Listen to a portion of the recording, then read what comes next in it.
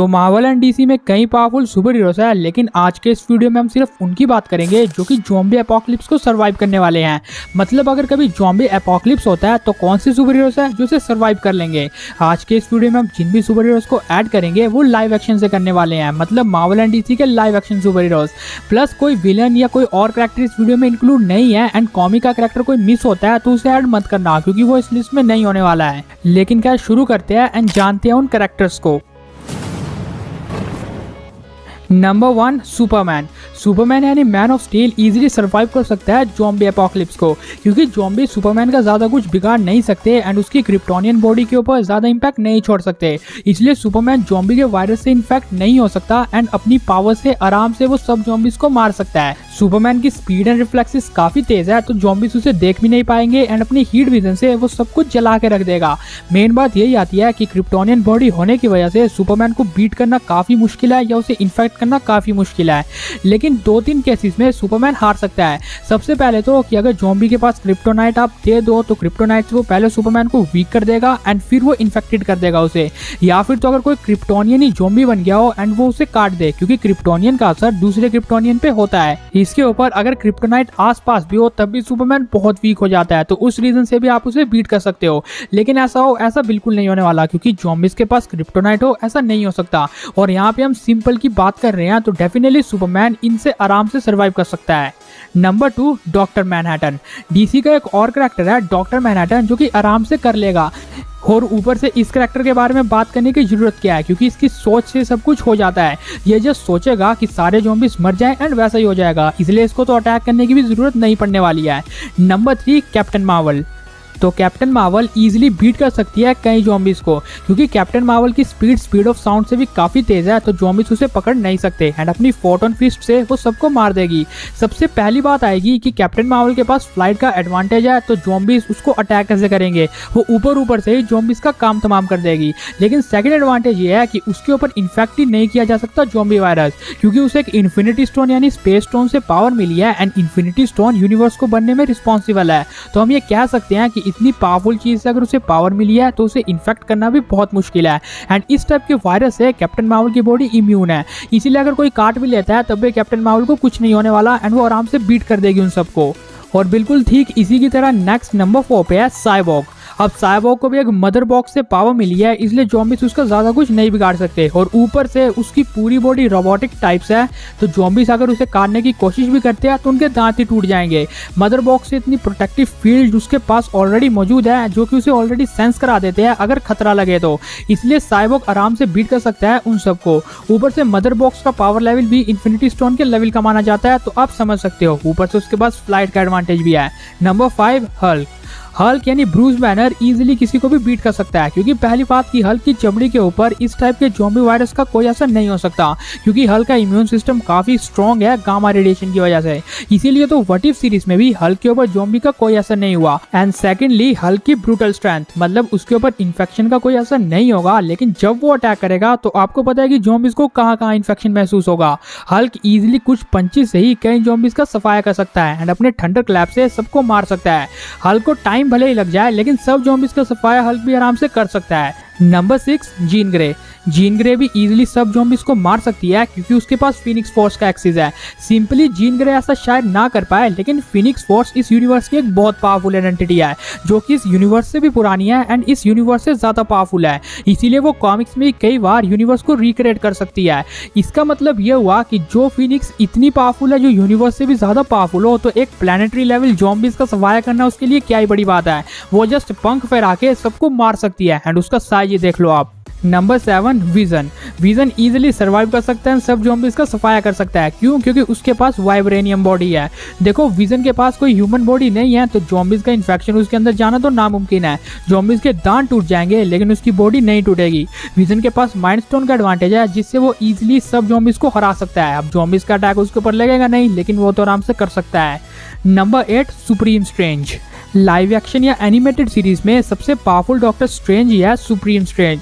लेकिन एमसीयू का doctor strange यहाँ पे क्यों नहीं है? क्योंकि मेरे ओपिनियन में वो शायद अटैक सर्वाइव ना कर पाए। क्योंकि भले बहुत से मैजिक से वो उनको बहुत देर तक रोके रहे, प्लस उसके पास मिरर डायमेंशन है, लेकिन वो अपनी मिरर डायमेंशन को उस लेवल पे एक्सपैंड नहीं कर पाएगा। लेकिन मेन रीजन ये आता है कि Doctor Strange glass cannon character है, इसीलिए अगर एक भी हिट या एक भी बाइट उसे लगती है तो डेफिनेटली वो ज़ॉम्बी में कन्वर्ट होने वाला है। इसीलिए अगर क्लोज कॉम्बैट फाइट को अगर हम डिस्कस करते हैं तो डॉक्टर स्ट्रेंज को एक बाइट लगना डेफिनेटली लगेगी, इसीलिए डॉक्टर स्ट्रेंज आराम से बीट हो जाएगा एंड वो ज़ॉम्बी में कन्वर्ट हो जाएगा। बट जहाँ पे सुप्रीम स्ट्रेंज की बात आती है तो ऐसा नहीं होने वाला, क्योंकि इस बंदे के पास 300 सालों का एक्सपीरियंस है एंड वो स्पेल्स हैं जो कि डॉक्टर स्ट्रेंज एमसीयू वाले के पास नहीं है। प्लस इसने इतने ज्यादा क्रिएचर्स को एब्जॉर्ब किया है एंड उनकी पावर्स को यूज करता है। इसने गैलेक्सी डिस्ट्रॉय करने वाले अटैक को टॉफी की तरह निगल लिया था, तो ये गैलेक्सी लेवल से भी ज्यादा खतरनाक है। तो अगेन वही कि प्लैनेटरी लेवल ज़ॉम्बीज इसका क्या ही बिगाड़ पाएंगे, ये आराम से उड़ते उड़ते सब ज़ॉम्बीज का सफाया कर देगा। Number 9 iron man. अब आयरन मैन भी ऐसा कर सकता है, इसके दो रीजन है। सबसे पहला कि आयरन मैन के पास इतने एडवांस आर्मर्स है जिनका यूज वो कर सकता है सब ज़ॉम्बीज को मारने के लिए। आयरन मैन अपने घर से उन सबको कंट्रोल कर सकता है एंड एडिथ की हेल्प से इन सब ड्रोन्स को भी ज़ॉम्बीज के ऊपर छोड़ सकता है। हालांकि ये रीजन भी काफी है ज़ॉम्बीज को बीट करने के लिए, बट अगर तब भी ज़ॉम्बी बीट नहीं होते हैं तो सेकंड रीजन है उसका मिलियनियर होना। Iron man literally multi billionaire है, तो उसको इतने आराम से बीट करना तो बहुत मुश्किल है। मतलब वो फुल प्रोटेक्शन में आ जाएगा अपने पैसों की मदद से, जिससे ज़ॉम्बीज उसके ऊपर अटैक ही नहीं कर पाएंगे। एंड यही रूल लागू होता है ब्रूस वेन यानी बैटमैन के लिए कि वो भी इस लिस्ट में है, क्योंकि वो एक बिलियनियर है एंड बिलियनियर के ऊपर कोई ऐसे अटैक नहीं कर सकता, वो फुल प्रोटेक्शन में रहने वाला है। एंड इसी तरह मून नाइट की जो थर्ड आइडेंटिटी है वो भी वो कर सकती है, क्योंकि उसके पास भी बहुत पैसा है। तो हाँ, बिलियनियर्स का तो ठीक है कि आराम से बच जाएंगे वो। Number 10 Thor. Thor God of thunder है, इसीलिए वो आराम से ज़ॉम्बी एपोकलिप्स से सर्वाइव कर सकता है। इसके कई रीजंस हैं। सबसे पहला रीजन तो कि वो एक गॉड है, तो ऐसे कोई भी ज़ॉम्बी का उसके ऊपर असर होना नियरली इम्पॉसिबल है। वो ज़ॉम्बी वायरस से इन्फेक्ट नहीं हो सकता। लेकिन आप लोग बोलोगे कि एक कॉमिक में भी तो वो हो चुका है, तो उस कॉमिक में हमें अल्टरनेट यूनिवर्स दिखाया गया था। हमें ओरिजिनल 616 यूनिवर्स में कभी भी ये नहीं दिखाया गया है कि थॉर इन्फेक्टेड हुआ है ज़ॉम्बी वायरस से, जो कि नहीं हो सकता वो, क्योंकि उसके पास लिटरली गॉड की बॉडी है। एंड सेकंड बात आती है उसकी लाइटनिंग की। थॉर की बॉडी से हर टाइम अगर ऐसे लाइटनिंग निकलती रही तो ज़ॉम्बीज उसके आसपास नहीं आ पाएंगे। मतलब टेक्निकली देखा जाए तो उसके पहुंचने से पहले ही सब मारे जाएंगे। प्लस उसके लाइटनिंग ब्लास्ट किस लेवल तक है एंड स्टॉर्म ब्रेकर के कुछ ही हिट ज़ॉम्बीज का सफाया कर सकते हैं। थॉर को टाइम लगेगा, बट धीरे धीरे सबका सफाया वो कर देगा। ऊपर से स्टॉर्म ब्रेकर से वो बायफोर्स खोल सकता है, जिससे वो प्लेनेट के साथ ज़ॉम्बीज को ही उड़ा सकता है। अब इसके बाद एक और कैरेक्टर है, मतलब number 11 Ghost Rider. But technically ये इस लिस्ट में है नहीं है। ऐसा इसीलिए है क्योंकि लाइव एक्शन का घोस्ट राइडर उस लेवल का पावरफुल नहीं है जितना वो हो सकता है। लेकिन लाइव एक्शन से ये पता करना बहुत मुश्किल है कि इसे ज़ॉम्बी वायरस इन्फेक्ट करेगा या नहीं। इसके लिए हमें कॉमिक्स में जाना पड़ेगा। तो डेफिनेटली कॉमिक्स में घोस्ट राइडर के ऊपर ज़ॉम्बी वायरस का असर हुआ था एंड ये ज़ॉम्बी में कन्वर्ट हुआ है। लेकिन इसका मतलब ये नहीं है कि ये भी अर्थ 616 से बिलोंग करता है। ये भी एक अल्टरनेट यूनिवर्स था, लेकिन मेन यूनिवर्स 616 में ऐसा कभी नहीं हुआ है। तो may be spirit of vengeance अपने होस्ट को इन सब वायरस से बचा के रखते हो, लेकिन कुछ नहीं किया जा सकता। तो हाँ, मेरा फाइनल कंक्लूजन तो ये निकल के आता है कि अगर simple Johnny Blaze Ghost Rider होगा तो मे बी वो इन्फेक्टेड हो जाए। वो बहुत कोशिश करेगा बट इन्फेक्शन शायद उसे फैल सकता है। लेकिन अगर ज़्यादादोस घोस्ट राइडर हुआ तो डेफिनेटली कोई भी चांस नहीं है, क्योंकि इस घोस्ट राइडर के पास मल्टीपल अटैक्स है। लाइक वो इंक्रीज साइज कर सकता है अपना एंड इसे कभी भी मारा नहीं जा सकता क्योंकि वो इमॉर्टल है।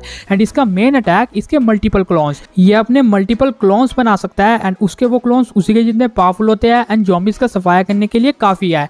मतलब रियल घोस्ट राइडर अपने आपको मजे से छुपाता रहेगा एंड क्लोन्स ही काम कर जाएंगे सारा। तो उस फॉर्म में वो आराम से ज़ॉम्बीज को बीट कर सकता है। बट मूवीज में वो नहीं दिखी है तो कुछ हो सकता है, वरना घोस्ट राइडर आराम से बीट कर देगा सबको।